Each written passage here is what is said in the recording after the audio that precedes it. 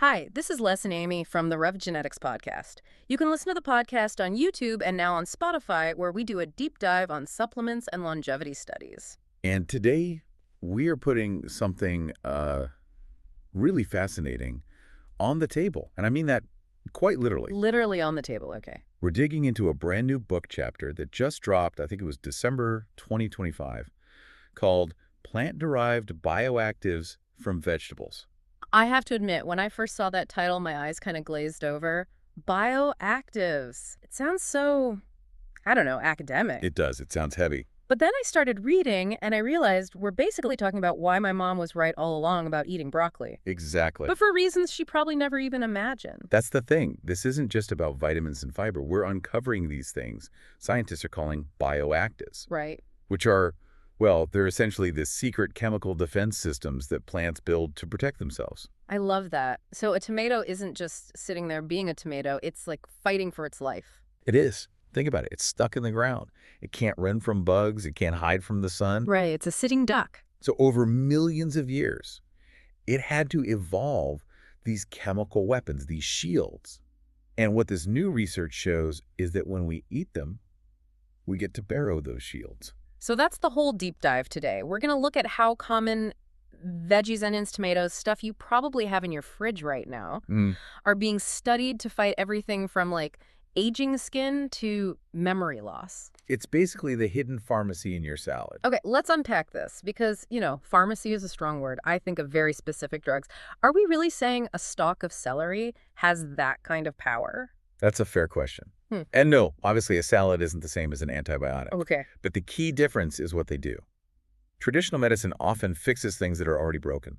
These bioactives are more about system maintenance. Maintenance, like changing the oil in your car. Exactly like that. Okay. And to understand why we need it, the text talks about two big enemies, rust and fire. Rust and fire. That sounds dramatic. What are we talking about in our bodies? So rust is basically what scientists call oxidative stress. Okay. Just living, breathing, dealing with pollution. Yeah. It creates these little waste products, free radicals, and they corrode our cells. So we're literally rusting from the inside out just by being alive. In a biological sense, yeah. Yeah. And then you've got the fire, that's inflammation. Not the good kind, I'm guessing? No, not the kind that heals a cut.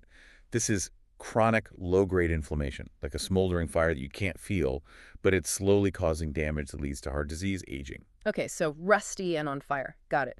And these plant chemicals, they are the fix. They scrape off the rust and put out the fire. That's precisely what they're designed to do. Okay, I want to get specific then. Yeah. Let's talk star players. I want to start with one I actually like. Tomatoes. A great place to start.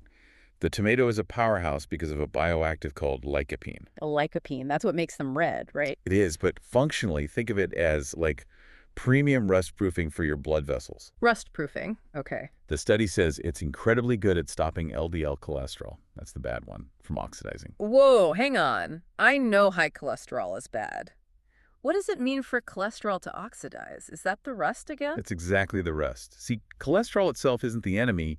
The problem starts when it rusts, because that's what makes it sticky. Ah, and that's what clogs your arteries. That's what plasters itself to your artery walls. Mm-hmm. So the lycopene acts like a shield. It stops the rust from ever forming on the cholesterol in the first place. That's amazing. But get this, there's another part I found wild. Lycopene also acts as an internal sunscreen. Okay, now you've lost me. Eating a tomato doesn't mean I can skip the SPF 50. Oh, please don't skip the SPF. Right. But the research shows when you eat it consistently, it actually builds up in your skin. And it helps neutralize the damage from UV rays from the inside out. So it's literally skincare you can eat. It really is. Okay, let's pivot. Star player 2. Garlic and onions. The alliums. And yes, they're smelly. But here's the secret. The smell is the medicine. I feel like that's just something people say to make you feel better about having bad breath. No, there's real science there. That pungent smell comes from sulfur compounds. The big one is allicin. Allicin, okay. And what it does is it acts as a vasodilator. Oh, as a what now? Vasodilator. So picture your blood vessels like a garden hose. Mm-hmm. Stress and aging make that hose stiff and narrow. Right, drives up the pressure. Exactly. Allicin helps your body release something called nitric oxide, which tells the muscles around your arteries to just relax. So it unkinks the hose. It opens the floodgates. Blood flows easier, pressure drops. It's like a little pipe cleaner for your circulation. I can deal with some bad breath for that. Oh. Okay, we have to talk about broccoli. Yes. Broccoli, cauliflower, kale. These are the heavy hitters. They have a compound called sulforaphane. Sulforaphane sounds like a chemical solvent. It kind of acts like one. Think of it as the foreman for your liver's cleanup crew. The cleanup crew. Are we talking about detox? Because that word gets thrown around a lot. And you're right to be skeptical of the buzzword. But your liver does have a real biological detoxification process. Okay. It has these enzymes that grab onto toxins, from pollution, burnt food, whatever, and they neutralize them so you can flush them out. And broccoli helps with that. It doesn't just help. Sulforaphane flips a genetic switch that tells the liver to ramp up production of those enzymes. It's like hitting the turbo boost button. Oh, I like that. So the broccoli isn't doing the cleaning, it's the manager telling the crew to work faster. That's a perfect way to put it. Okay, last one for this part. The purple foods. Eggplants, beets. The beautiful ones. Yeah. Their color comes from things called anthocyanins and betalains. They sound like characters from a superhero movie. They kind of act like them. They're like armor for your brain. What's unique is they can cross the blood-brain barrier. Which is hard to do, right? The brain is locked down. Very hard. But these slip through and they target neuroinflammation. Remember the fire? Yeah. Well, a fire in your brain looks like brain fog, memory loss. These compounds help cool that fire down. So they're protecting your memory. Yes. They're being studied specifically for that. It's like putting a helmet on your brain cells. You know, speaking of these powerful compounds, it really is amazing to see how the science is finally catching up to what nature has been doing for millions of years. It really is.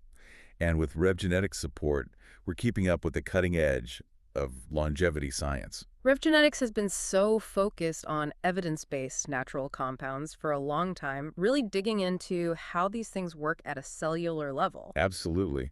And what's cool is that this source material, it actually talks about quercetin, which you find in onions, and resveratrol, which is in grapes. Right? And RevGenetics actually provides these exact types of high-quality longevity supplements, quercetin and resveratrol, for people who, maybe aren't eating 5 pounds of onions a day. Which, for everyone's sake, is probably a good thing. It's great to see companies focusing on the same powerful plant compounds researchers are writing about in 2025. It really connects the lab to the living room, which is what we love. So we've talked about the all-stars, but I want to look forward. This text is from late 2025. It's looking at where all this is going. Is the grocery store becoming the new pharmacy? That's the huge question, isn't it? The big concept here is preventive maintenance. We're back to the car. We are. Because medicine used to be about waiting for the engine to start smoking, waiting for the diabetes or the heart disease. And then fixing it. Right, with heavy intervention. This new research suggests we can use these bioactives to fix the little bits of daily wear and tear. So it's like changing the oil every day so the engine never breaks down in the first place. That's the idea, managing the rust and fire daily so they never get a chance to build up and cause a problem. Now, I saw a note about beauty from within.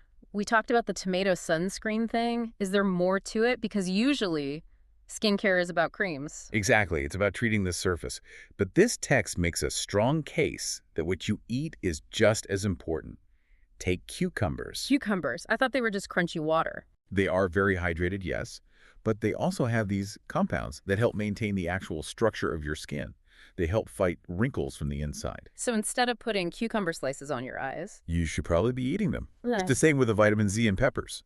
Your body needs it to build collagen. You can't build a firm house without bricks. That makes perfect sense. Now, here's the one that really shocked me. The mental health connection. I don't think, I'm feeling anxious, let me grab a celery stick. I know, right? Usually it's, I'm anxious, let me grab a donut. Exactly. But the chemistry is fascinating. Celery and parsley have a compound called apigenin. And what does apigenin do? It has a mild sedative effect. It binds to the same receptors in the brain that some anti-anxiety medications target. You're serious? Celery? Yes, the GABA receptors. It actually helps calm your central nervous system.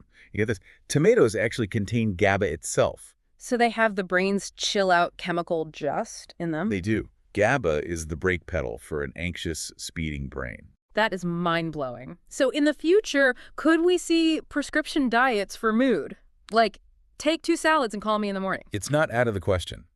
The research suggests these things have biological roots that plants can help address. Okay, what about the ocean? I saw you mention seaweed. Yes, a compound in brown seaweed called fucoxanthin. This one is really exciting for metabolism. It stimulates thermogenesis. Thermogenesis, Hmm? that's heat, right, burning fat. Exactly. It signals the body to burn white fat, the storage kind, just to create heat. It basically turns up your internal thermostat. So more sushi is the answer. Well, maybe the seaweed salad on the side. But it points to a future where we might get metabolic treatment straight from the ocean. This all sounds incredible, but I have to ask, if these things are so good and we've been eating them for thousands of years, why do we still get sick? That's the million-dollar question. Yeah? And the text addresses it directly. The problem is something called bioavailability. Bio what? Bioavailability. Just because you eat it doesn't mean your body can absorb and use it. Our digestion is brutal. A lot of these delicate compounds get destroyed by stomach acid before they ever reach our cells. So I eat the broccoli, but the cleanup crew, foreman, never makes it to the job site. Sometimes, yeah. But that's where the future tech comes in. The chapter discusses nanoformulations. Nano, like tiny robots. Sort of. Think of them as microscopic delivery trucks. Scientists are wrapping these plant compounds in tiny fat packages. A stealth cloak to sneak them past the stomach acid. Exactly. To survive digestion and drop the payload right where it's needed in the cell. That is straight out of sci-fi. It is. And it leads to the final frontier they mentioned. Personalized nutrition. What does that look like? Well, right now we just say eat your veggies. It's generic advice. Right. In the future, a doctor might look at your DNA and say, okay, your body is really bad at handling inflammation. You specifically need more sulforaphane. Your friend needs more lycopene. So a custom shopping list based on my genes. Exactly. Moving from one-size-fits-all to precision medicine, just using the grocery store. That is a future I can get on board with. It makes you realize plants aren't just food. They're this incredibly complex technology we're just now figuring out. It really changes your perspective. It's not just a salad. It's a data packet of information for your cells. I'll never look at a garnish of parsley the same way again. It's not decoration. It's a mild sedative. It's pretty cool to think that the solutions to some of our most high-tech health problems have been growing in the dirt all along. Nature playing the long game. We hope you enjoyed listening to today's episode on the latest published science. Thank you for listening to the RevGenetics Podcast. RevGenetics.com for the best longevity supplements on Earth.